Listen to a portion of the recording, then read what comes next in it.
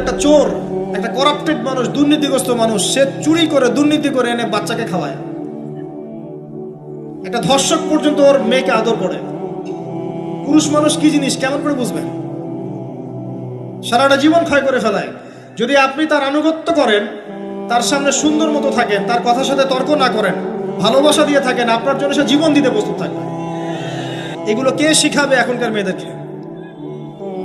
নবী সাল্লাল্লাহু আলাইহি ওয়াসাল্লাম বলেছেন, কোনো স্বামী যদি কোনো স্ত্রীকে চায়, তার প্রয়োজনের জন্য চায়, মহব্বতের জন্য, স্ত্রী যদি চুলায় রান্না করতে থাকে, ওই রান্না ফেলে দিয়ে তাকে আসতে হবে।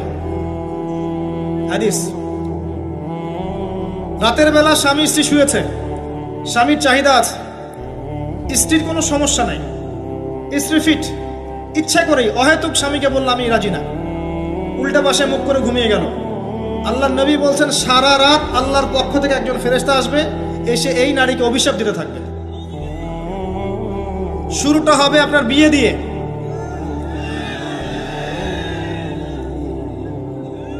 এত এক্সাইটেড হওয়ার কিছু নাই, কারণ এটা এমন একটা বিষয় যেটা করেন নাই বলে এক্সাইটমেন্ট বাড়ছে, করার পরে পস্তাতেও পারেন।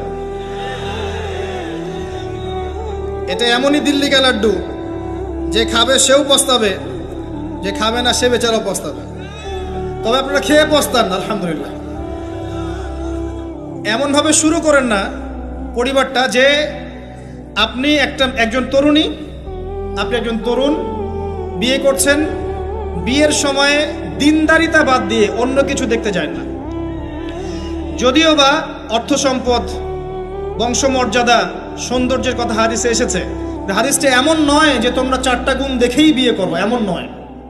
হাদিসটা এমন নয়, অনুবাদটা অনেকেই ভুল করে, অনেকেই ভুল করে। হাদিসে বলা হয়নি কখনো 4টা গুণ দেখেই বিয়ে করো, এটা নয়, বরং বলা হয়েছে 4টা গুণ দেখে বিয়ে করা হয়। কথা কি বুঝতে পারছেন?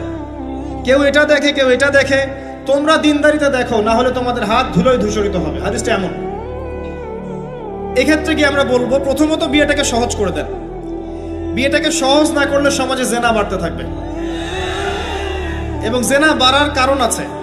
যখন পর্নোগ্রাফিটাতে ফ্রি অ্যাক্সেস দেওয়া হয়েছে, মানুষ রাতের বেলা পর্ন দেখতে পারে, কেউ বাধা দেওয়ার নাই। উপরের সেকশন থেকে কিন্তু এটাকে বন্ধ করে দেওয়া যেত। পৃথিবীর অনেক কান্ট্রি আছে যেখানে অনেক কিছু চলে না। চাইনিজরা ফেসবুক ইউজ করে না, করে? ওরা কি উন্নত জাতি না? ওরা তো এখন আমেরিকাকে যদি বলে ওঠো উঠবে, আমেরিকাকে বসতে বলে বসবে। ওরা এমন জায়গায় চলে গেছে। ওই ইউক্রেন ইস্যু নিয়ে আমেরিকা, ন্যাটো আর এই ব্রিটেন আর ফ্রান্স আর ইসরায়েল কিছুই করতে পারবে না ইনশাআল্লাহ, বিকজ এখানে একটা বড় অ্যালায়েন্স আছে চায়না এবং রাশিয়া, কিছুই করতে পারবে না।